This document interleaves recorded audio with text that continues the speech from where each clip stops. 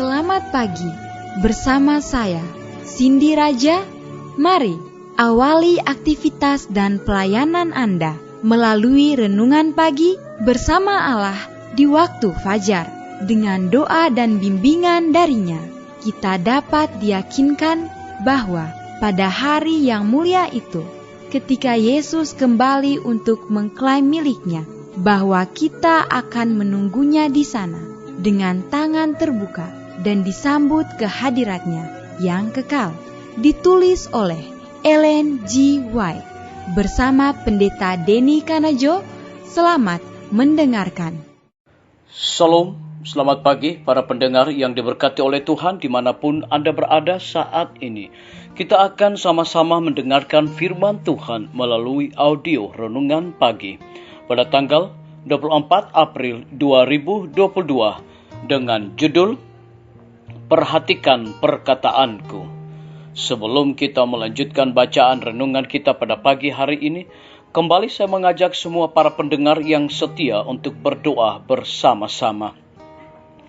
Bapa kami yang bersemayam di dalam takhta kerajaan sorga, terima kasih Tuhan oleh karena Engkau begitu baik, mengasihi dan mencintai kami. Lebih khusus telah jaga sepanjang malam di dalam tidur kami. Hingga tiba di pagi hari ini kami bangun dengan tubuh sehat dan segar. Sebelum kami melakukan segala tugas pelayanan pekerjaan kami sepanjang hari ini, kami rindu untuk belajar mendengarkan firman Tuhan. Curahkanlah kepada masing-masing kami kuasa Roh Kudus-Mu. Terima kasih Tuhan, ampuni kami Bapa, karena kami sudah berdoa hanya di dalam nama Tuhan dan Juru Selamat kami. Amin. Ayat inti kita terambil di dalam Amsal 7 ayat yang ke-24 hingga ayat 25. Demikian firman Tuhan. Oleh sebab itu, hai anak-anak, dengarkanlah aku, perhatikanlah perkataan mulutku. Janganlah hatimu membelok ke jalan-jalan perempuan itu, dan janganlah menyesatkan dirimu di jalan-jalannya. Mari kita ikuti penjelasannya. Kegembiraan Juru Selamat ialah mengangkat dan menebus manusia yang sudah jatuh ke dalam dosa. Karena inilah dia tidak mendulikan nyawanya, melainkan memikul salib tanpa mengindahkan malu.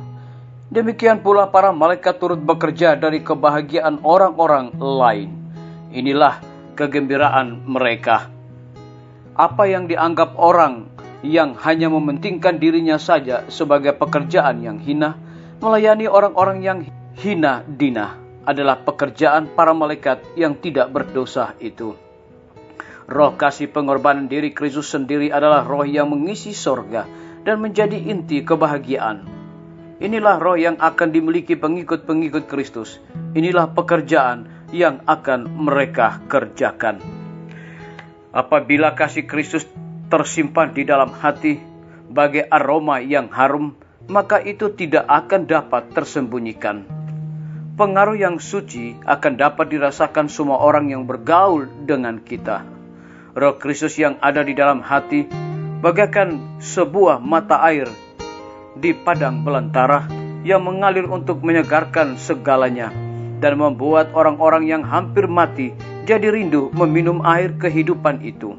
Disalin dari buku Kebahagiaan Sejati halaman 86 dan 87. Kehendak manusia yang tidak dibantu itu tak akan memiliki kuasa yang nyata untuk menolak dan mengalahkan kejahatan.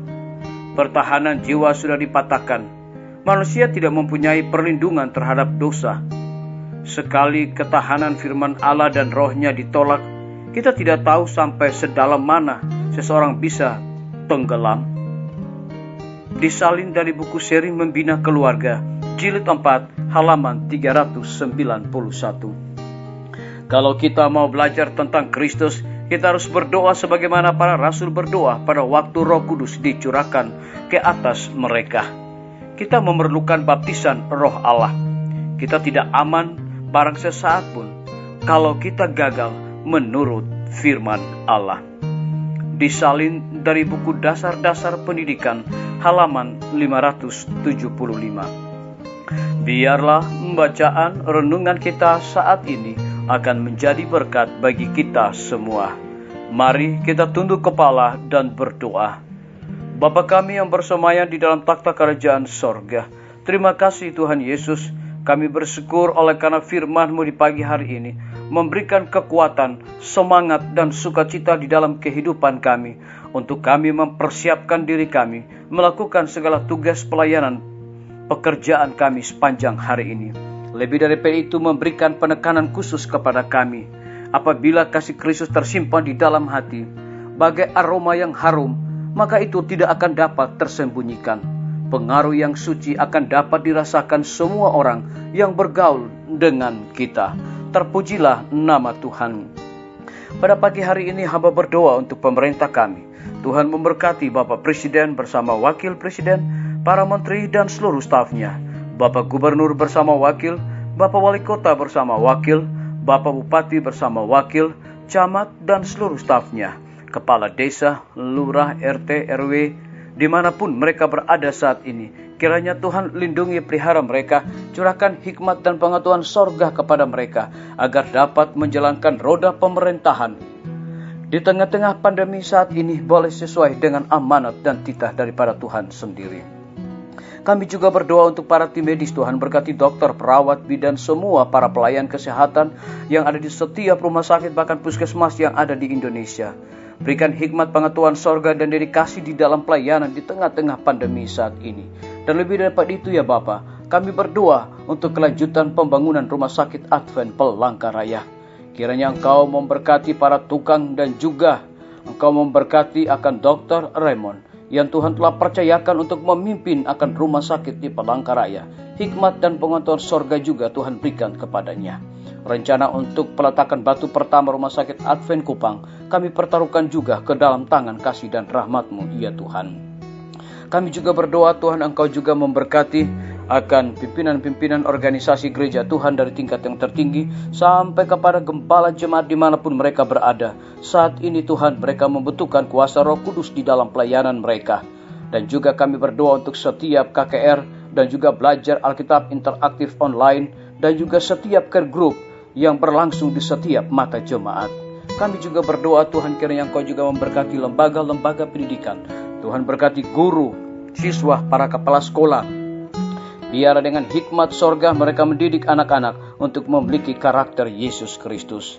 Kami juga menyerahkan TNI, Polri, PNS, wira swasta, petani, pedagang, nelayan, ojek online, dan saudara-saudara kami yang ada di dalam penjara. Hiburkan mereka Tuhan. Berikan juga mereka hikmat pengetahuan sorga untuk mereka bertanggung jawab di dalam segala tugas mereka masing-masing. Yang berulang tahun, kiranya juga Tuhan memberkati agar dengan bertambahnya usia yang Tuhan percayakan dalam hidup mereka, mereka selalu bersyukur dan melayani Tuhan senantiasa. Yang berada di dalam kebimbangan ketidakpastian hidup, Tuhan berikan iman yang teguh selalu kepada mereka. Terima kasih Tuhan Yesus, ampuni kami Bapa, karena kami sudah berdoa hanya di dalam nama Tuhan dan Juru Selamat kami. Amin. Sampai jumpa. Tuhan Yesus memberkati kita semua.